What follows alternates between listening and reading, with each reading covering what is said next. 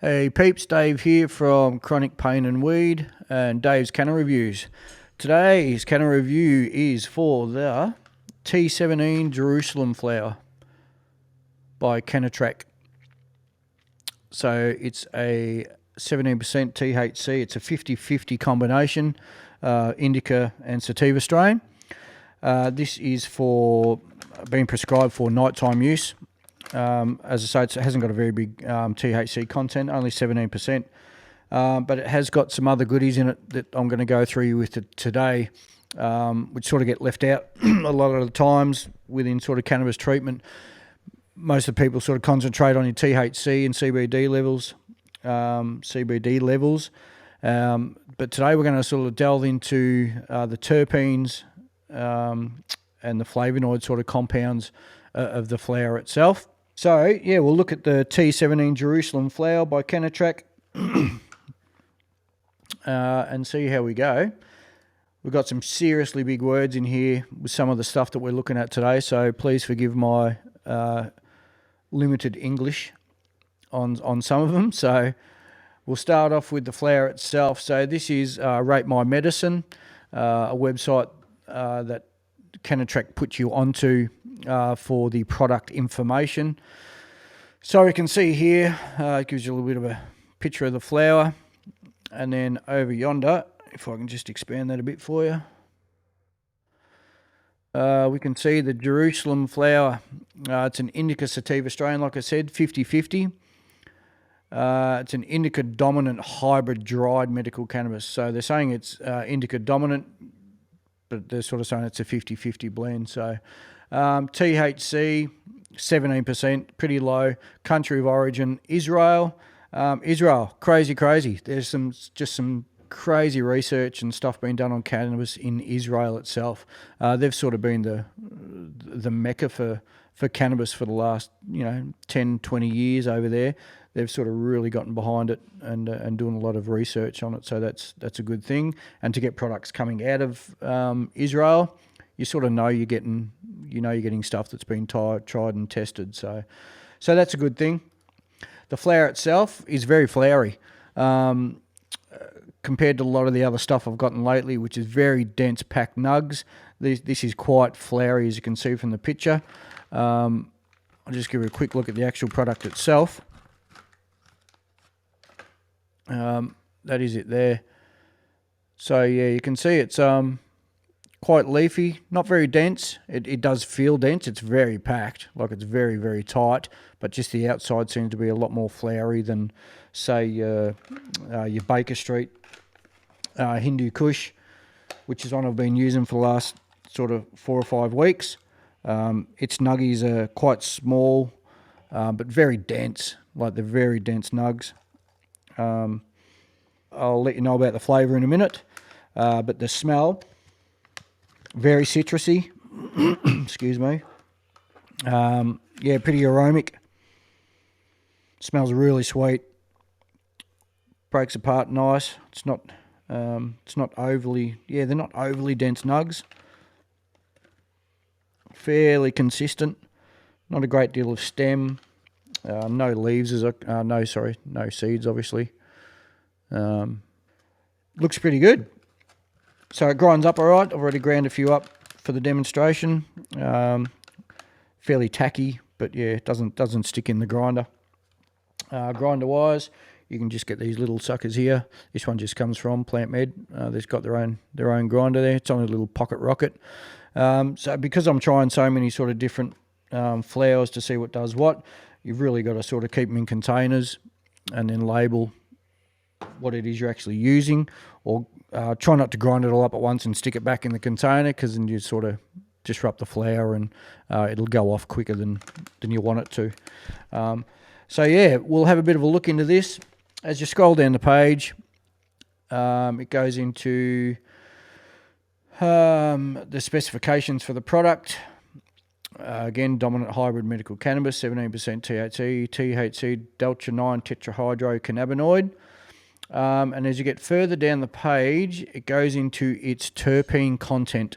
So like I said, with most of the cannabis you're getting, it's got, yes, your THCs and your your CBDs and your CBDGs and all the rest of the good stuff in it. But its biggest sort of component in most of them are these terpene contents.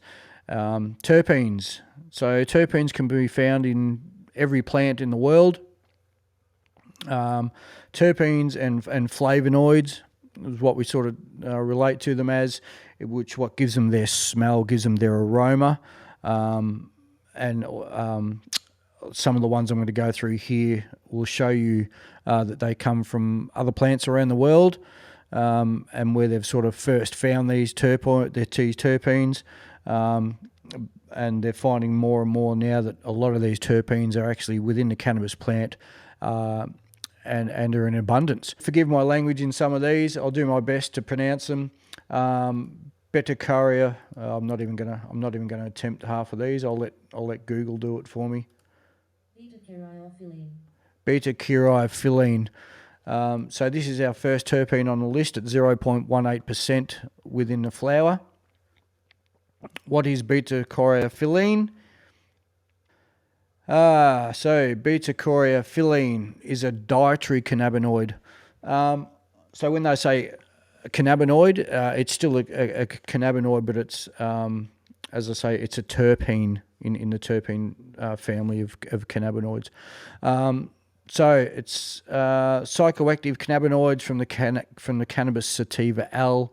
But basically, your CB1 and CB2 receptors throughout our body. These receptors are our electrical impulses derived to tell our brain, and our brain tells them what to do, when to do it, how to do it, how much of what to release into our body when it needs it. Things like adrenaline, blood sugar levels, all sorts of things that our body needs to balance and keep in balance. These are what these receptors do, and they open and close and fire and in my case misfire a lot of the time, especially in people with chronic pain and illnesses. These receptors are just all over the show, opening and closing and sending signals that they shouldn't be sending to the brain, and they just get so confused. That's how people get chronic conditions. Smoking them, obviously, once you light your cannabis, you will get a certain aroma. Once you arc up your cannabis through the vaporizer or however you're ingesting it that way, and then that's when you'll get the smells, and this is what you'll get. You'll get these terpenes, you'll get these flavonoids of different sort of smells with every different cannabis that you try. It's a treatment for inflammation, pain, osteoporosis. So basically, yeah, it's a big one for the chronic pain use. So yeah, the CB1 receptor, it's responsible for the psychomodularity effects. So basically, when I went back to before about the receptors firing, to modulate these receptors. So terpenes are like a communication device for all living things, especially between insect and plant. So the plant will release certain terpenes to obviously attract bees to pollinate, and also they'll extract certain terpenes to ward off pests. And obviously they're finding more and more within the cannabis plant that there's so many of these terpenes within the cannabis plant that they're very, very insect resistant to pest. So that's the biggest bonus about growing things like cannabis and even hemp. Hemp's the same sort of basket. So yeah, loads of info on there, gives you its structure. I mean, this shit just gets crazy, just gets absolutely crazy. People who study plant medicine, they just got to be so at the top of their game. So again, like they think that the THC component of cannabis is more of the activation component of the plant that will actually activate these receptors to open and close, to let these other cannabinoids and terpenes into the system to do their job, what they need to do, as I say, whether it be anti-inflammatory properties or appetite suppressants or appetite engagement, so you get more of an appetite. This is where all these terpenes and stuff come into play, and not just your CBD and your THC. So yeah, really look at your cannabis and what you're going to use it for, what you need it for. Try and get your head around it so you can go to your specialist and say, look, I need help with this and this, and what I understand is, I probably need this and this strain to help combat that and get on top of things. So yeah, really make a point of trying to understand your cannabis and get the right plant for you. And the next one that we'll look at down the page is the Humulin, or as per Google says, Humulin. So Humulin, the terpene Humulin, this little sucker here. What is Humulin and what does this cannabis terpene do? So again, another terpene, high in aroma, subtle, earthy, woody and spicy notes that give hoppy beers their distinct taste and aroma, are also partly responsible for giving cannabis its unique scent. So this one's a big one, as in for most cannabis plants have humulin in it, and that's why most cannabis has that distinctive cannabis smell. This is where it's coming from. It's coming from the humulin terpene. This terpene's found in a wide variety of plants and has been used for centuries in holistic Eastern medical practices, indicating studies on black pepper, hops, and ginseng. So all these plants, again, contain sort of high amounts of humulin. I've seen a few things lately where they're saying black pepper, get it into you. It's a good one, and this is the main reason why, for its high content of humulin. What does humulin do for you? It's a massive anti-inflammatory. So joint inflammation, humulin 0.8%. So our beta-caryophyllene was 0.18%. And as we go down, they get sort of lesser in concentrate. Next one on the list is BetaMercine. BetaMercine is it's an alkaline natural hydrocarbon, more precisely classified as a mototerpene. So what does it do? Primary component is the essential oil of the South African Andera violacea, so which is a flower, I'm pretty sure. Yes, it is. Yeah, so it's a genus of evergreen shrub of the family Ruticus, commonly known as birchu or plural birchus. Genus native to South Africa. So this tiny little flower, as you can see over here, this one here, this is what our terpene comes from. What doesn't come from there, it's actually in the cannabis plant, but it has high traces of this. So obviously, if you're going to get this plant in particular just for that terpene, this is the flower that has the sort of abundance of it within that flower. So that's pretty interesting. Principal extract from many a number of plants such as verbera, which is the flower we just showed you, the leaves of which can contain up to 40% by weight of myrcene. So yeah, massive amounts of myrcene within that plant. And then cannabis, it's got trace amounts of it. Stabilized, thus more highly valued as an intermediate for the preparation of flavor and fragrance chemicals such as menthol, and there you go, menthol, citral, and citronella. Next one on the list is Cycline Oxide.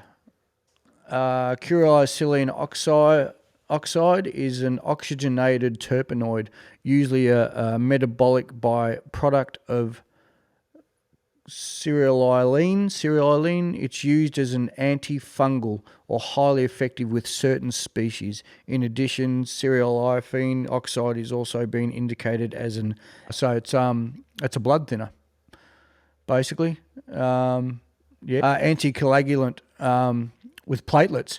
So yeah, if you've got high blood pressure, it's probably a good one for that. Also found in lemon balm, black caraway, cloves, hops, basil, oregano, black pepper, West African pepper, lavender, rosemary, cinnamon. So yeah, it's pretty dominant in a few of those common herbs and spices that you'll find out there. If you're on blood thinners for any reason, this is a natural way of probably doing it. Obviously, talk to your medical professional before you go smoking heaps of weed with Cycline Oxide in it. But you'll find that the medication you probably get over the counter contains exactly this. And last but not least is our limonene. So limonene is another terpene, which is pretty dominant in a lot of things. It's a clear liquid, a colourless a liquid that you'll find in things like lemon, oranges, citrus fruit peels and things like it's only 0.2% in this particular T17 Jerusalem flower. So not massive amounts. What is it good for? What is it good for? Obviously, its biggest thing is its smell. So lots of the cannabis I've been getting, I've noticed, really do have that massively strong citrusy smell, and this would be the reason why. High concentrates of limonene. But what are we using limonene for, people? That is the question. Limonene is common as a dietary supplement and has a fragrance ingredient of cosmetic products. Main fragrance of citrus peels. Yep, food manufacturing and some medicines such as flavouring to mask the bitter taste of alkaloids. Fragrance in perfumey, aftershave lotions, bath products and personal care products. So this is a big one. This is what you'll find in most things. So that's what's giving you cannabis, your nice sweet fruity smell and tastes. So limonene is used as a solvent for cleaning purposes such as adhesive remover, the removal of oil from machine parts, orange juice as a byproduct of orange juice. Sorry, it's used as a paint stripper and also useful in fragrant alternatives to turpentine. It's pretty acidic. So I'll have to have a look into that. As a flower, I'm not too concerned taking it. As an oral liquid, I probably wouldn't be overly keen to take it because of my gut issues, and anything acidic just gives me absolute buggery. But as a smoke, as a flower, I don't think it's going to be any problem whatsoever. So that's pretty much the limonene down low for you, and that's about all of them that they name for the terpene content of the T17 Jerusalem flower. They're finding more and more again that straight cannabis use can actually improve lung function, can actually increase your blood flow and your cell rate once you start inhaling cannabis. So that's our look at our T17 Jerusalem flower. So if you like these vids, like, subscribe, hit me up with any questions, any products you want to see, any reviews you want to sort of have a look at, any more detailed sort of stuff you want to go into. So I've got weed coming out of my ears at the moment, which is awesome. Again, all paid for by work cover. I'm looking at around sort of $850 every 4 to 5 weeks of cannabis treatment. They've covered the last 26 weeks.